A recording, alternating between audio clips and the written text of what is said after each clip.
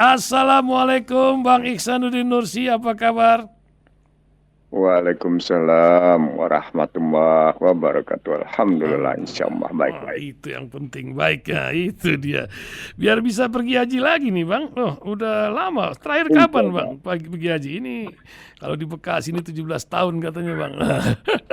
Saya pergi haji terakhir 97. Oh, 97 ya. Waduh. Tapi kenapa nggak dipanggil Haji Ihsanuddin Nursi Bang? Panjang kisahnya ya. Aduh. Ini Bang, banyak orang ini saya dapat pesanan dari pendengar ini. Bang, tolong dong tanyakan kepada Bang Ihsanuddin Nursi ini biar pikiran jadi kinclong ini. Ini pembangunan kota terbesar IKN ini apa benar ini? Gimana ceritanya kalau kota itu 190 tahun atau berapa itu jadi dikelola? Saya jadi ingat Naypyidaw itu di Myanmar atau beberapa kota dunia lain. Ini juga menjadi sebuah eh, tuntutan pendengar untuk mengetahui. Sementara Saudi juga lagi bikin kota Niom ya, wih gede banget itu kota ya. Sementara Indonesia masih hang heng hong di tengah hasil alam yang luar biasa. Pemerintah menyebutnya kalimat hilirisasi menjadi sebuah tagline baru yang menyebabkan mengingat pesan-pesan pendiri bangsa. Alam kita ini akan kita olah, tiba saatnya nanti ketika bangsa ini berpendidikan untuk itu. Tapi yang terjadi sekarang menjadi hang heng hong urusan nikel. Ini ada pengamat juga yang mengatakan tentang nikel ini seperti Marwan Batubara yang membara terus, perampokan nikel milik rakyat. Apa yang sebenarnya terjadi Bang Ihsanuddin Nursi, juga berita-berita lain tentang dinamika politik akhir-akhir ini, apa yang terjadi ketika perubahan di MK menyangkut umur, lantas partai-partai mendukung Prabowo, dan juga bagaimana PDIP nampaknya ini hang heng hong benar-benar terjadi di antara dua partai ini, macam Tom and Jerry kah sekarang atau macam mana? Biar pendengar tidak menjadi linglung melihat peta yang ada ini. Silakan Bang Ihsanuddin Nursi. Bismillahirrahmanirrahim. Kalau kita bicara perebutan kuasa, maka sesungguhnya kita sedang berhadapan dengan sebuah situasi di mana masyarakat diajak untuk melihat dan terlibat atas perebutan kuasa tadi. Kontestasi perebutan tahta itu, perebutan kuasa itu bukan cuma sekedar kita saksikan, tapi nanti para pemilih ikut terlibat atas sodoran partai politik, siapa yang mereka harus pilih. Kenapa saya bilang harus pilih? Karena pada hakikatnya mereka tidak punya alternatif, misalnya jika mereka tidak ingin memilih yang disodorkan itu. Gitu. Nah, itu berarti sesungguhnya kita berhadapan dengan sila keempat, Pancasila, kerakyatan yang dipimpin oleh hikmah kebijaksanaan dalam permusyawaratan perwakilan. Yang mestinya kalau kita ambil dari sila keempat ini, perebutan kuasa seperti ini tidak terjadi, tidak melibatkan masyarakat dari mulai masyarakat paling bawah sampai masyarakat paling atas. Perebutan kuasa seperti ini kan menyamakan suara santri dengan ustadznya, dengan kiainya, menyamakan suara mahasiswa dengan profesornya, menyamakan pedagang bakso dengan pengusaha impor dagingnya, menyamakan pedagang sayur mayur dengan yang namanya pengusaha-pengusaha besar sayuran, menyamakan pedagang eceran dengan pedagang distributor. Suaranya sama semua. Jadi selain persoalannya menjadi masyarakat diajak terlibat dalam perebutan kuasa, dia juga kemudian memalsukan kesetaraan dalam perspektif suara. Padahal kualitas suaranya berbeda. Adalah tidak sama suara santri dengan suara sang kiai. Adalah tidak sama suara mahasiswa dengan suara profesornya, dengan dosennya. Adalah tidak sama seorang pedagang bakso dengan pemilik daging, pengusaha dagingnya gitu. Tapi dalam itu disamakan gitu. Itu demokrasi yang saya sebut sebagai kesetaraan semu, kesetaraan palsu. Nah, gitu. Pada saat yang sama kita kemudian bangga betapa itu merupakan demokrasi yang kemudian bertentangan dengan kerakyatan yang dipimpin oleh hikmah kebijaksanaan dalam musyawarah perwakilan gitu. Jadi ada beberapa hal yang bisa kita lihat situ. Itu makanya perubahan Undang-Undang Dasar 45 menjadi Undang-Undang Dasar 2002 di tengah kita akan memperingatinya nanti 70 tahun ini, ternyata memang telah menunjukkan ternyata masyarakat cuma jadi alas kaki kekuasaan, cuma sekedar menjadi objek kekuasaan. Dia bukan pemegang kedaulatan rakyat. Jadi kita dapat di situ begitu rupa kondisinya. Dari posisi pergeseran ke kerakyatan yang dipimpin oleh hikmah kebijaksanaan dalam pemerusyatan perwakilan, dia bergeser menjadi bukan lagi kemanusiaan yang adil dan beradab. Maka hasilnya adalah dia tidak mempersatukan seperti yang diakui oleh Obama. Bahwa demokrasi liberal itu tidak mempersatukan, dia melahirkan bangsa terbelah seperti buku saya itu gitu. Dan dampaknya tidak ada persatuan Indonesia, dan dampaknya tidak ada keadilan sosial, karena pada hakikatnya yang terjadi adalah materialisme total. Itu berarti dengan bertentangan dengan ketuhanan yang Maha Esa. Jadi begitu dahsyatnya itu cerita tentang demokrasi liberal itu, yang ternyata sila persilanya itu dia pertentangan habis-habisan gitu, dia injak-injak habis-habisan. Itulah makanya wawancara saya dalam sebuah media saya sebut sebagai pemilu. Kan dulu saya menulisnya reformasi berbuah krisis konstitusi, yang kemudian dalam praktek saya lihat ternyata malah membuahkan konflik konstitusional gitu ya. Nah, kali ini saya melihat bukan lagi dalam perspektif krisis dan konflik konstitusional, tapi dia telah sampai pada posisi mengkhianati Pancasila. Telah mengkhianati Pancasila. Itu kalau kita lihat konsentrasi sekarang. Nah, tentu saja partai politik akan saling bergabung satu sama lain gitu. Sesuai dengan pasal 6A ayat 2, bahwa partai politik atau partai-partai gabungan politik mengusulkan siapa capres dan cawapresnya. Gitu. Yang akan terjadi nanti pada bulan Oktober. Siapa kira-kira mengusung siapa. Nah, konstruksi ini kan bisa kelihatan kenapa MK bermaksud memutuskan bahwa usia 35 tahun itu sudah layak dicalonkan gitu. Arahnya kemana gitu. Arahnya kemana? Kan tujuannya dalam rangka membenarkan Gibran menjadi cawapres. Entah cawapresnya Ganjar, entah cawapresnya Prabowo Subianto gitu. Yang pasti bukan cawapresnya Anies gitu. Ya memang luar biasa. Mereka menyebutnya ini dinamika politik. Tapi ini kan menyangkut harkat bangsa ini. Siapa yang akan memutuskan alam ini akan berarah kemana? BUMN kita yang lagi batuk-batuk ini akankah menjadi sebuah pandemi di antara BUMN, atau kisah apa di balik nikel yang ada menjadi pembincangan, juga kereta api yang menjadi pembicaraan akhir-akhir ini, Bang Ihsanuddin Nursi. Bagaimana melihatnya, Bang? Soal nikel, satu hari saya dikunjungi oleh seorang pengusaha nikel dengan membawa dokumen setebal kurang lebih 25 cm. Oh, tebal pula. 2 kali bata. Tebal dokumen itu setebal 25 cm. Dia menyatakan bahwa dokumen ini sudah dia bagi juga ke sejumlah orang. Disebutlah ke orang-orang yang tadi Ihsan Talib sebutkan tadi. Dikasih ke si A, dikasih si B, saya tidak akan sebut namanya, tapi itu dikasih. Nah, mereka melakukan kajian. Saya merasa kajian saya tidak akan mengikuti jalur mereka, karena kajiannya akan sampai pada kajian ekonomi mikro yang menghitung berapa biaya produksi, yang menghitung berapa biaya dijual, yang menghitung royalti, yang menghitung berapa yang mereka dapat gitu, dan menghitung berapa kekuatan virtual dragon perusahaan itu mengambil untung, mengambil manfaat atas kekayaan bumi Indonesia, dan meninggalkan problematik lingkungan yang rusak nggak karu-karuan gitu, misalnya, dan mempekerjakan tenaga kerja asing yang luar biasa. Itu semua disebut dalam dokumen. Saya akan masuk justru dalam perspektif bagaimana kelembagaan perusahaan itu gitu. Nah, di dokumen itu sesungguhnya sudah kelihatan sebenarnya Indonesia memang dibodohi. Gitu. Bagaimana cara pembodohannya?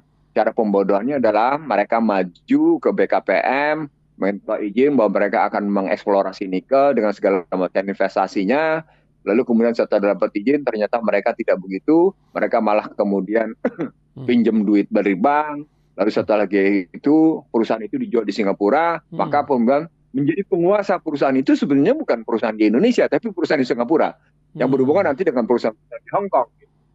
Ralinya begitu, gitu hubungannya. Jadi artinya sesungguhnya kekuatan hukum atas lembaga tadi adalah perusahaan asing yang melakukan investasi di situ. Nah, ketika masuk perusahaan asing yang menguasai nikel-nikel itu, maka berlakulah Undang-Undang 2507 tentang penanaman modal. Nah, karena berlakunya Undang-Undang 2507 tentang penanaman modal, maka Indonesia tunduk pada ketentuan-ketentuan internasional. Maka ketika tunduk pada ketentuan internasional, Indonesia didikte. Gitu. Jadi bukan sekedar pada hitung-hitungannya, pada konstruksi kelembagaannya saja, sesungguhnya kita sudah salah, gitu. Sudah salah melihat. Seolah-olah tadinya perusahaan asing berbadan hukum Indonesia. Tapi kan kemudian di badan hukum Indonesia ini dijual ke Singapura, dijual keluar, ya sudah habis gitu. Nah, dari situ itulah cara mereka melindungi diri agar mereka Indonesia kan takut kalau sudah bicara investasi asing. Indonesia sudah pokoknya takut, seperti istilah saya bahwa investasi asing adalah 7I. Dia merupakan bentuk invasi, dia merupakan intervensi, dia merupakan infiltrasi, dia merupakan interferensi, dia merupakan indoktrinasi, dia merupakan intimidasi, dia merupakan bentuk inflasi dengan harapan ada tenaga kerja, padahal isapan jempol gitu. Ngelihatnya sederhana kalau itu sederhana kalau kayak gitu. Nah, kenapa mesti nikel yang diperebutkan? Karena memang relasinya nanti soal kan ini bakal jadi baterai untuk basis kemajuan informasi, teknologi informasi dan komunikasi.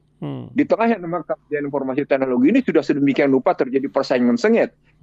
Basisnya kan, kebayang nggak kalau yang namanya Cina saja itu dihambat habis-habisan untuk mengembangkan semikonduktor, padahal pada saat yang sama Cina juga tetap punya industri semikonduktor yang luar biasa. Jadi Joe Biden sudah mengeluarkan larangan perusahaan-perusahaan Amerika untuk mendukung semikonduktor ke Cina. Itu luar biasa operasinya. Apa artinya? Artinya antara Cina dan Amerika sudah ribut pada bukan lagi perdagangannya, tapi sudah pada bahan dasar untuk pengembangan ICT, untuk teknologi informasi dan komunikasi.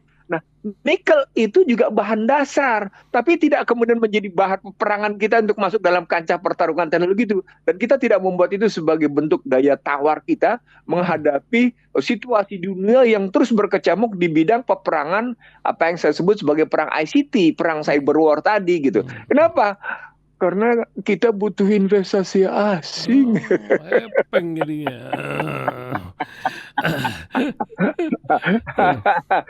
Kalau saya ngomong kayak gini, saya dianggap ngomong kejauhan gitu ya.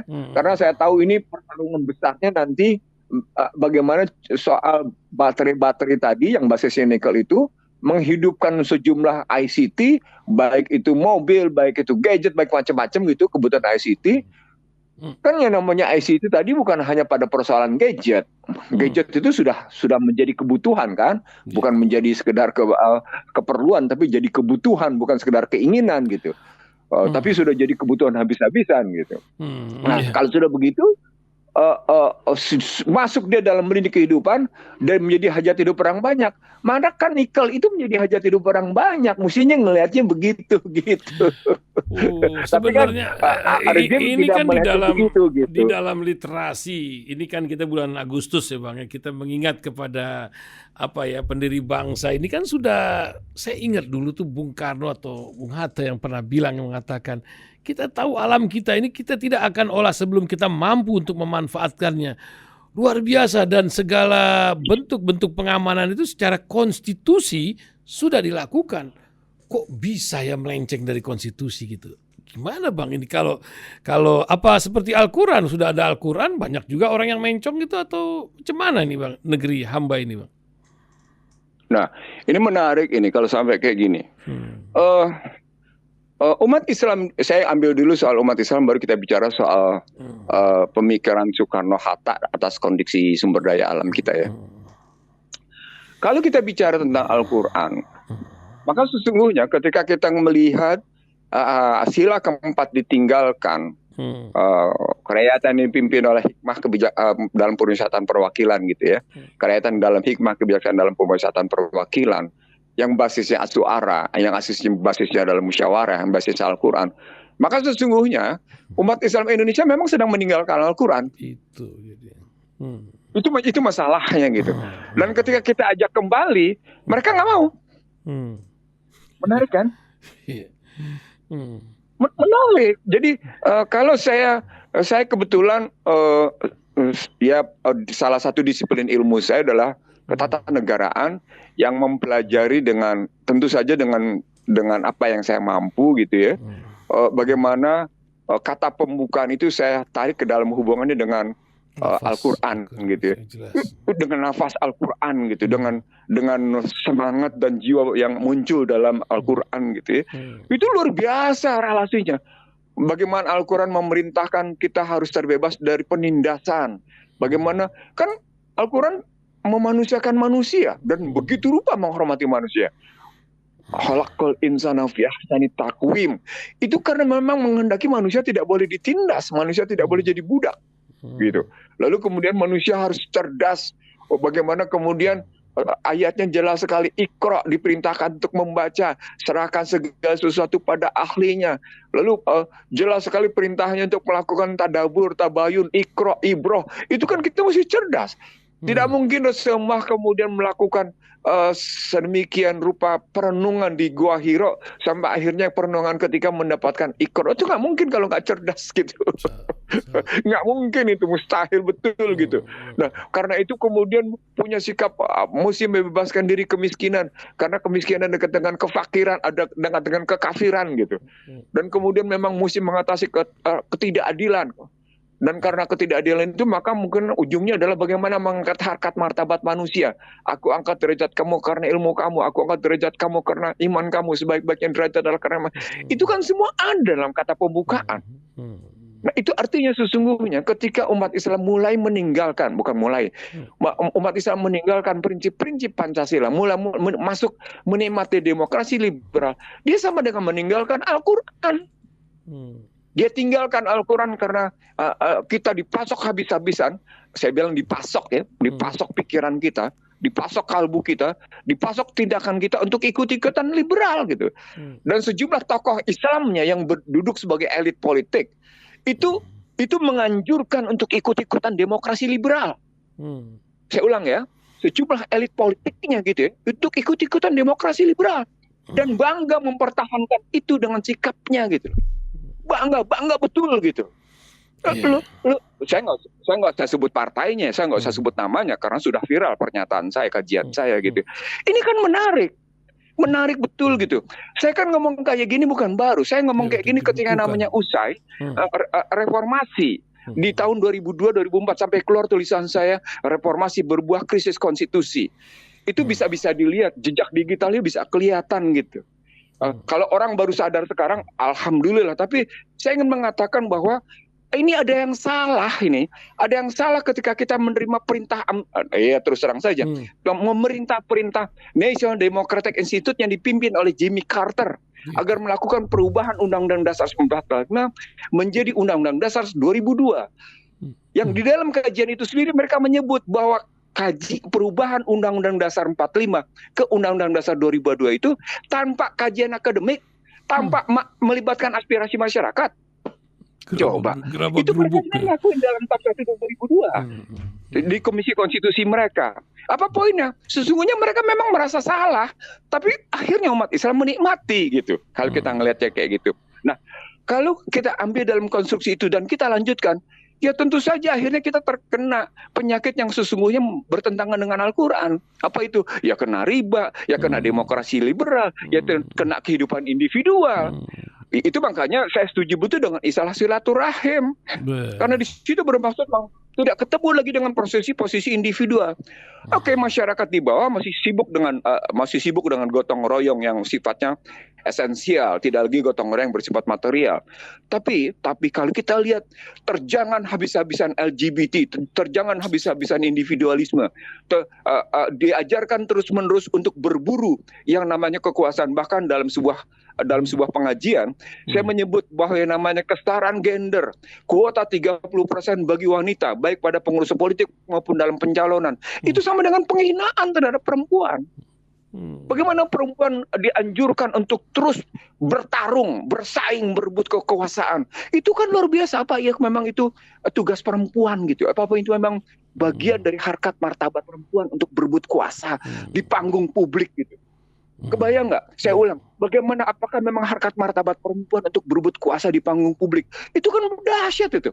Itu kesetaraan gender. Itu yang namanya kuota 30% di pencalonan, kuota 30% di kepengurusan kan? Kalau kita ngelihatnya kayak gitu. Nah, maka ketika kita masuk dalam situasi yang begitu, dia akan terkena apa yang disebut dengan politik gaduh, bukan politik tentram damai. Jadi kalau sudahlah, kita tidak ojo dumeh, jangan gaduh maksudnya. Ojo kejutan gitu. Kayak gitu kalau pakai bahasa Jawa. Loh, Anda sudah menerapkan kegaduhan itu kok bilang jangan gaduh. Gimana sih? Ingat nggak ada presiden yang kayak begitu, yang ngomongnya? Gimana coba? Dia yang membawa format itu gitu loh. Dan terang saya dan partainya sekarang masih tetap terus-menerus dengan salah seorang capres gitu. Yang lagi sedang sebut sekarang itu gitu. Saya nggak ingin sebut, pasti tahu. Nah, kalau sudah begitu dia akan berdampak ke ekonomi. Nah, ekonominya pasti BUMN-nya berantakan.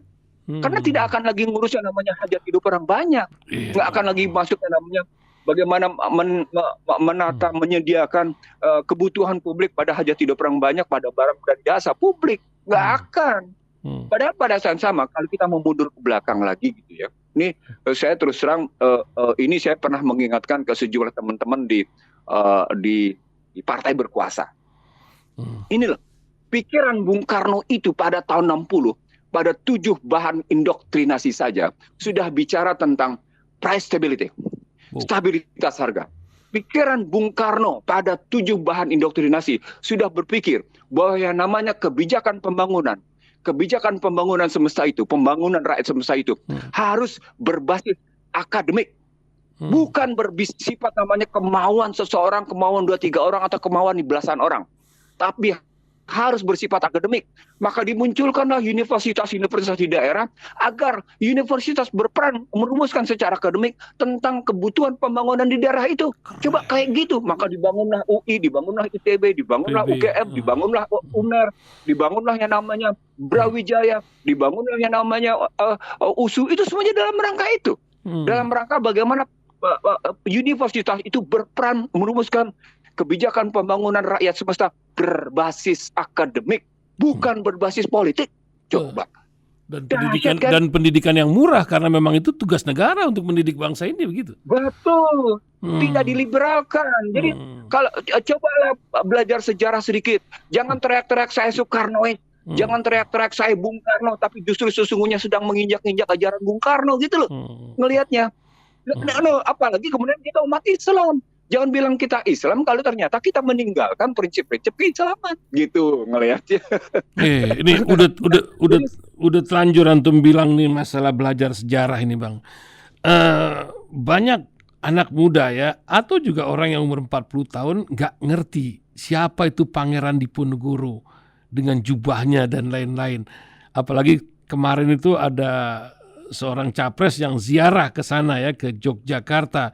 Ke mana tuh Masjid Gede, dapat apa tuh tombak cakra lagi di depan makam Panembahan Senapati ini. Apa yang Bang Ihsanuddin Nursi bisa lihat dari literasi bangsa ini yang sudah berjuang sejak dulu kala ini? Harusnya kan bangsa ini bangsa besar kalau melihat kayak begini. Silakan, Bang.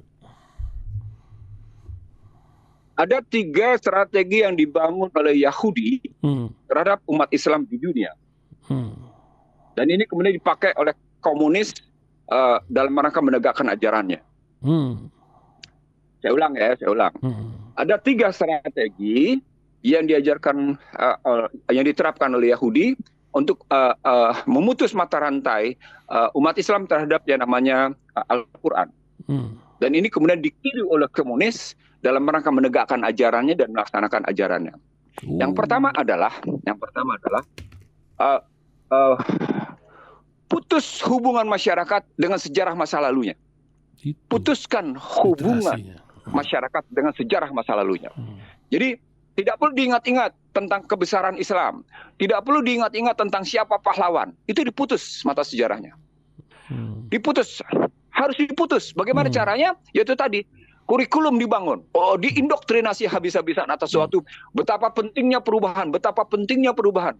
Yang abadi adalah perubahan. Perubahan apa yang abadi? Kan kacau tuh. Pada tahapan level pada struktur sistematik berpikir saja, pada struktur sistematik kehidupan saja itu kacau. Bahwa kita kemudian harus lupakan masa lalu kita. Tapi memang sengaja mereka. Artinya begini, kalau saya misalnya Ihsanuddin Nursi, lupakan saja sejarah orang tua saya yang pernah mendidik saya seperti ini. Lupakan saja. Yang penting sekarang keadaannya begini karena berubah terus begitu misalnya. Atau bangsa Indonesia, lupakan saja sejarah kemerdekaan bangsa Indonesia. Lupakan saja sejarah para pendiri republik. Sehingga Anda merasa lebih hebat pemikiran Anda dari pendiri republik. Kan itu muncul tuh. Itu muncul di sebuah koran besar, itu muncul dalam sebuah disertasi gitu ya. Seolah-olah perubahan Undang-Undang 2002 itu lebih hebat dari pemikiran para pendiri republik dan kemudian dibuat di Belanda. Disertasinya diuji di Belanda. Nah, itulah strategi pertama. Hapus gitu ya, bangun situasi di mana memori orang terhapus dari sejarahnya. Yang kedua, di sini menarik nih. Apa tuh, Bang? Tidak boleh ada simbol-simbol itu dalam masyarakat. Hapus, bunuh, buang semua simbol-simbol itu tentang pahlawan. Tidak boleh ada yang namanya jejak pahlawan seperti itu. Maka ini bagian dari sebuah strategi mereka, di mana strategi yang disebut dengan menulis ulang sejarah. Menulis sejarah itu adalah menghapus tokoh-tokoh itu. Jadi kita tidak boleh ingat sejarah, kita tidak boleh bangun tokoh-tokohnya. Nah, indoktrinasikan bahwa yang namanya perubahan menjadi sebuah kebutuhan. Kemajuan adalah sebuah kebutuhan dengan cara tidak mengingat tokoh dan peristiwa. Jadi tokoh dan peristiwa itu dihapus hubungannya dengan begitu. Tidak ada hubungannya dengan cerita tokoh dan peristiwa itu. Bangun pemikiran bahwa yang namanya ke depan itu punya tantangan jauh lebih besar dan tidak punya hubungan masa lalu. Hubungannya dengan keadaan sekarang. Strateginya begitu gitu. Jadi hilangkan tokoh, hilangkan peristiwa, fokuskan untuk melihat ke depan. Gitu. Jadi seolah-olah relasi masa kini dan masa depan itu tidak ada. Tidak ada hubungan masa lalu, masa kini. Itu strateginya begitu. Itulah cara bagaimana mereka menjungkir balikan tentang Al-Quran. Begitu juga dengan mereka yang sekarang sedang menegakkan ajaran komunis. Hapuskan sejarah kejuangan Islam.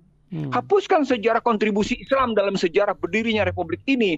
Teriakan Allahu Akbar. Bagaimana kontribusi pada kata pembukaan. Bagaimana kontribusi pada batang tubuh misalnya. Itu buang habis-habisan. Jangan diingat-ingat lagi gitu. Bangun ke depan. Bahwa ini diperlukan adalah sebuah kota besar luar biasa. Sehingga Indonesia punya monumen tentang kebesaran negara ini dengan kota besar yang baru itu gitu misalnya. Berdasarkan hak asasi manusia. Bahwa berdasarkan hak asasi manusia bahwa kita punya kesetaraan dan karena itu itu. Jadi interpretasi mereka begitu. Selalu interpretasi mereka begitu gitu. Nah, itu semua karena memang doktrin hak asasi manusia. Apalagi pakai hak asasi manusia yang sifatnya mutlak. Kan dua aliran, hak asasi manusia mutlak atau hak asasi manusia relatif. Yang diterapkan di Indonesia sejak amandemen adalah hak asasi manusia mutlak. Pertanyaan pokoknya, memang hak manusia mutlak, Pak? Enggak, relatif dia. Ada pencipta. Dan itu didukung oleh sejumlah pemikir-pemikir Islam di Indonesia yang sedang berkuasa. Sejak yang namanya reformasi hingga sekarang. Kebayang nggak? Nggak usah saya sebut siapa namanya. Nggak usah saya sebut. Tapi saya tahu gitu, mereka memperjuangkan, begitu bangganya ikut memperjuangkan hak asasi manusia mutlak. Padahal kalau lihat Barat, kalau lihat Amerika sebagai pendekar hak asasi manusia, mereka tidak menerapkan hak asasi manusia itu. Di negerinya saja mereka tidak menerapkan hak asasi manusia. Kok gimana sih? Hepeng yang berkuasa di sana. Ya, total materi yang bicara. Bagaimana penjara Guantanamo? Bagaimana sikapnya namanya terhadap satu penjajahan? Nggak ada urusan sepanjang namanya kepentingan mereka mendapatkan materi, nggak ada urusan. Gitu. Nggak ada urusan dengan hak asasi manusia. Itu isapan jempol kok. Nah, ada orang bilang soal Freemason isapan jempol. udah lanjut. Kalau belajar itu jangan sepotong. Kalau ngelihat itu jangan sepotong. Sudut pandang kita harus lengkap. Untuk bisa punya sudut pandang lengkap, maka jangan cuma belajar buku textbook asing. Jangan cuma mengunyah buku-buku asing yang sudah diarahkan untuk melihat secara sesuai dengan kepentingan mereka. Gunakan Al-Quran, lihat cara pandang Al-Quran, gunakan cara pandang Al-Quran. Jadi kita tahu bagaimana berilmu kita secara benar gitu. Itu yang kebetulan saya ngomong kemarin juga dalam pengajian saya gitu ya. Kita gunakan yang namanya cara pandang Al-Quran untuk melihat sesuatu sehingga kita tidak tersesat, tidak menjadi kal an'am jasadi, binatang ternak yang tersesat. Itu bagaimana mengejeknya Al-Quran terhadap mereka yang menjadi manusia ikut-ikutan. Manusia cuma sekedar menjadi buih. Dalam bahasanya adalah kal an'am jasadi itu. Gitu. Perdebatan pemikiran. Nah, ini yang mestinya kita ubah dalam 78 tahun Indonesia merdeka. Kalau kita memang mau menjadi tetap sebuah bangsa yang besar, yang menghargai nilai-nilai dasarnya, yang menghargai para pahlawannya. Kalau kita menghargai para pahlawan kita menghargai para pendiri republik, kita menghargai semangat kejuangan, nilai-nilainya, dan kemudian orientasi berpikirnya ke depan, maka kita tidak boleh meninggalkan jejak itu. Gitu. Hari ini kita lihat apakah memang kita sudah sesuai apa enggak. Gitu.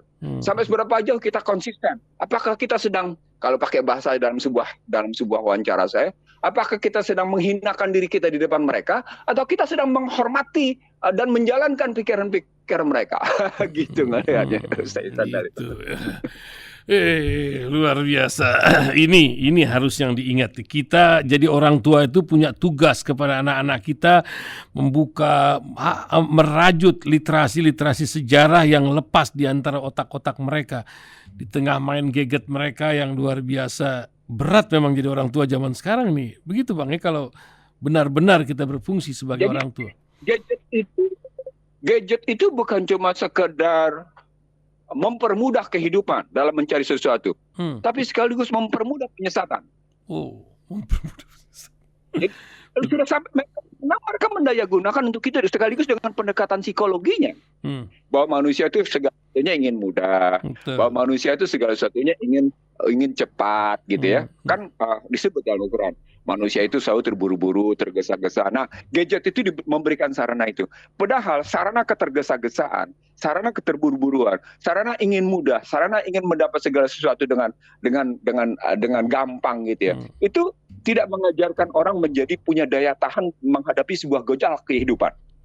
Sebuah gonjang-ganjing kehidupan, tidak punya ketahanan dalam menghadapi ketidakpastian, ketidakmampuan menghadapi sebuah kehidupan yang kompleksitas, satu ketidakmampuan menghadapi suatu suasana turbulensi. Coba lihat. Iya, memang. Saya akan mengajak pendengar Rasil TV atau pendengar radio Rasil.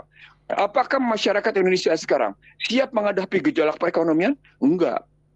Ya, karena turbulensi. Apakah masyarakat Indonesia siap menghadapi kompleksitas dan turbulensi itu? Enggak siap sama sekali. Kenapa? Karena Anda sudah dikacau berpikir sedemikian rupa oleh sebuah pemikiran yang memang sudah menyesatkan.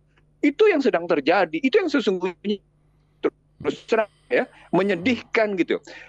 Kepemimpinan yang mestinya menjadi sebuah keteladanan yang baik, dia menjadi sebuah keteladanan dengan kalimat-kalimat yang tidak baik. Bagaimana ceritanya? Kita kemudian menikmati umpatan, cacian, hujatan gitu sebagai sebuah produk intelektualitas. Itu kan kacau kan? Kacau. Kalau umpatan, hujatan, cacian itu sebagai sebuah produk intelektual, apakah memang produk intelektual Al-Quran mengajarkan hujatan, umpatan, dan cacian? Itu logikanya. Saya ulang pertanyaan saya. Kalau umpatan, cercaan, makian adalah produk intelektual, Maka mestinya Al-Quran membenarkan cacian, Al-Quran membenarkan umpatan, Al-Quran mengajarkan penghinaan. Enggak tuh, Al-Quran nggak ngajarin itu. Intelektualitas seseorang yang sangat tinggi justru menunjukkan pemikiran-pemikiran ke depan, gitu ya. Bagaimana punya sikap kebajikan dan kearifan, tetap dengan ketajaman dan tetap tidak meninggalkan sikap ketegasan terhadap sesuatu yang hak adalah hak, dengan kebetulan yang batil adalah batil. Itu nggak bisa kita campur adukan. Wah, ini gambaran hujatan yang cerdas, ini gambaran umpatan yang hebat. Ini kan kacau cara berpikirnya. Coba gimana coba? Ada di mana kita gitu? Logika kita apa gitu loh? Saya sedang menggugat diri saya gitu ya. Mungkin gue salah juga kali ya, karena ikut-ikut. Saya berpikir, saya nggak mengumpat itu kalau saya. Saya menunjukkan sebuah kajian di mana pola pikir tuh antara subjek, objek, predikat dengan keterangan lurus dalam cara berpikir semantik, lurus dalam cara berpikir istiqomah, lurus dalam cara berpikir sami'na wa ata'na, lurus dalam cara berpikir ada uraian, ada tantangan, ada pembuktian, ada deskripsi, ada konsistensi. Metode Al-Quran kita pakai. Metode Al-Quran kita pakai. Misalnya begitu gitu. Muhammad Rasulullah tidak akan menjadi uswatun hasanah kalau dia punya umpatan. Muhammad Rasulullah tidak akan menjadi uswatun hasanah kalau dia punya cacian. Dia punya model penghinaan terhadap yang namanya suku-suku yang bertentangan atau pemimpin-pemimpin yang bertentangan. Nggak mungkin. Begitu juga para ulama Rasidin. Nggak mungkin kayak gitu. Itu contoh sederhana. Itu yang saya kira kita mungkin jauh tersesat gitu. Nah, itu di gadget coba. Itu peranan gadget. Gitu. Kita hanyut dalam posisi seperti itu gitu, tanpa menyelesaikan akar masalah. Padahal akar masalahnya adalah planologi kita, tata ruang kita serahkan ke pihak asing. Itu kan kata kuncinya soal tata ruang, soal planologi, iya kan? Iya. Loh, sementara saya yang sejak tahun 90, katakan sejak 97 sibuk dengan 2492 tentang tata ruang yang kemudian diubah, tegas-tegas menyebutkan pada tidak satu menteri saya sebut, pada 3 menteri. Ini adalah hajat hidup orang banyak. Nggak mungkin Anda serahkan ke swasta. Apalagi kemudian Anda serahkan ke pihak asing.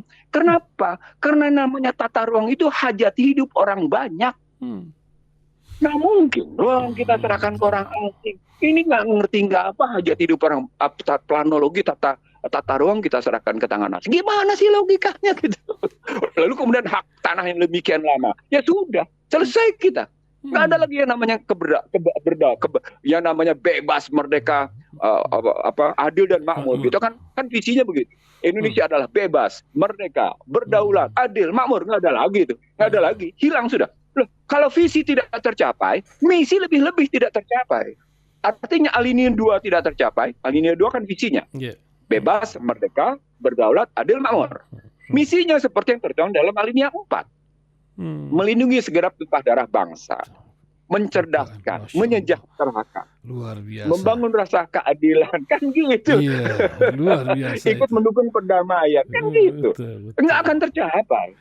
Ada problematik di sini pada cara-cara bersikap, cara-cara berpikir dan cara-cara bersikap. Wajar kalau kemudian kita dihinakan karena ternyata kita sendiri tidak menghargai dan tidak menghormati apa yang kita angkat sebagai sumpah. Itu kata kuncinya. Kita tidak menghormati itu para pemikir kita, para orang tua kita. Kita tidak lagi menjalankan nilai semangat kejuangan yang ada yang kita dicanangkan oleh orang tua kita dan dituangkan secara tertulis. Kita sedang mempertontonkan kehinaan kita gitu. Nah ini 78 tahun kita merdeka. Saya ulang, kita sedang mempertontonkan kehinaan kita di panggung internasional, di panggung regional. Saya kemarin baru bicara tentang bagaimana Malaysia, Singapura dan beberapa negara tetangga kita dalam 5 ASEAN, 5 negara ASEAN. Saya nggak bilang 10, saya bilang 5. Itu bertarung habis-habisan di bidang ICT. Bagaimana mereka sibuk mempertahankan diri dari cyber war. Indonesia nggak pusing tuh? Indonesia nggak pusing? Coba kebayang nggak? malah seru naruh Google balon-balon di beberapa daerah. Ini lucu-lucuan ini. Itu kan dahsyat kan? Dan data bocor itu sudah menjadi biasa di sini. Data bocor lagi gitu.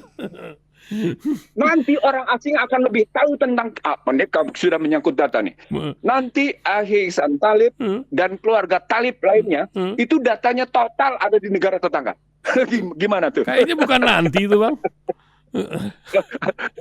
Iya udah terjadi memang.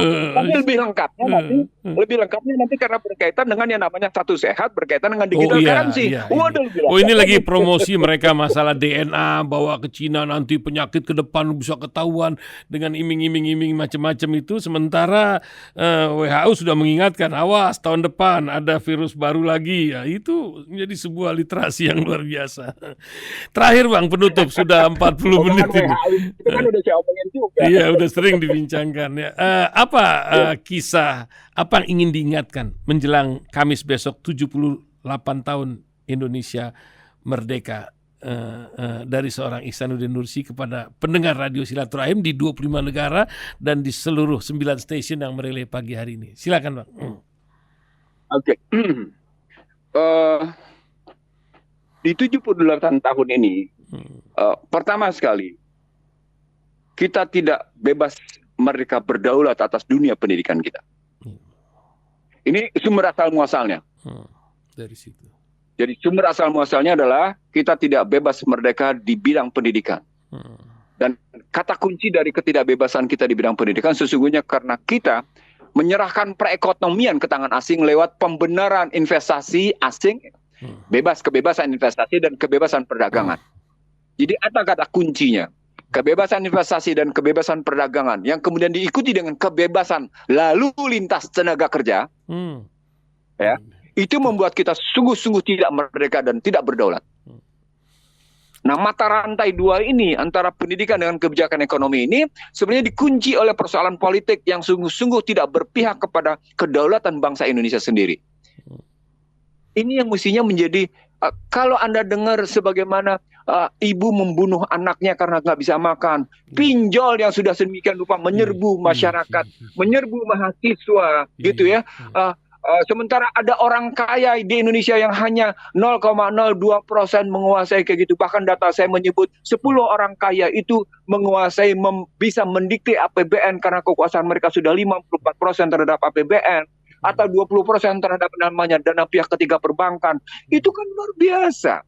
Shadow government mereka bisa langsung kuasai. The shadow government, real government mereka bisa kuasai. Apa totalnya artinya? Ekonomi. Kekuatan ekonomi yang menentukan negara ini itu di tangan bukan lagi di pemerintahan, tapi di tangan swasta. Sekarang saya tanya, partai politik mana atau elit politik mana yang kemudian punya sikap jernih, jujur, dengan niat luhur ingin membenahi? Atau capres mana yang kayak gitu? Capres mana yang menjamin bahwa ketika dia nanti menjadi presiden, dia betul-betul bersungguh-sungguh untuk mengatasi problematik kita yang sudah sistemik struktural terhadap yang namanya kehidupan politik, ekonomi, pendidikan, dan yang lain-lain. Nah itu 78 tahun kita merdeka. Itu problematiknya. Apa artinya? Artinya kita makin lama merdeka bukan makin baik, kok makin buruk. Nah kenapa makin buruk? Karena kita menapaki jalan yang salah. Kita mengikuti jejak jalan yang tersesat. Nah, ini ada kesempatan nih. Ada kesempatan karena pertarungan ke depan itu sesungguhnya membutuhkan Indonesia. Nah, kebutuhan mereka akan Indonesia mestinya kita jadikan atas posisi tawar. Jangan malah kita sodorkan, kita jual dengan murah gitu loh. Jangan malah kita gadaikan gitu. Ini dia. Masya Allah negeri besar. Saya kira itu catatan pentingnya gitu ya. Supaya kita tahu persis bahwa kita makin mundur bukan makin maju. Terbukti dengan militansi kita berantakan gak karuan. Perekonomian kita rusak, perpolitikan kita rusak, kehidupan sosial kita rusak, dunia pendidikan kita rusak, dunia kesehatan kita juga makin berantakan gak karuan gitu ya. Nah ini berarti kita dalam sebuah titik di mana istilah saya kita berada di gawat darurat. Walaupun mungkin suasana gawat daruratnya masih bisa teratasi karena tidak gawat dia tidak dalam posisi gitu. Nah, mudah-mudahan Allah memberikan kekuatan pada kita untuk bisa menyelesaikan masalah ini.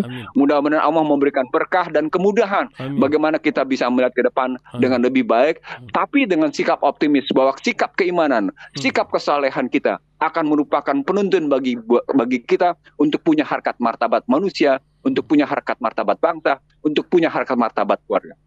Subhanaka Allahumma wa bihamdika asyhadu alla ilaha illa anta wa astaghfiruka wa atubu ilaik. Assalamualaikum warahmatullahi wabarakatuh. Waalaikumsalam warahmatullahi wabarakatuh.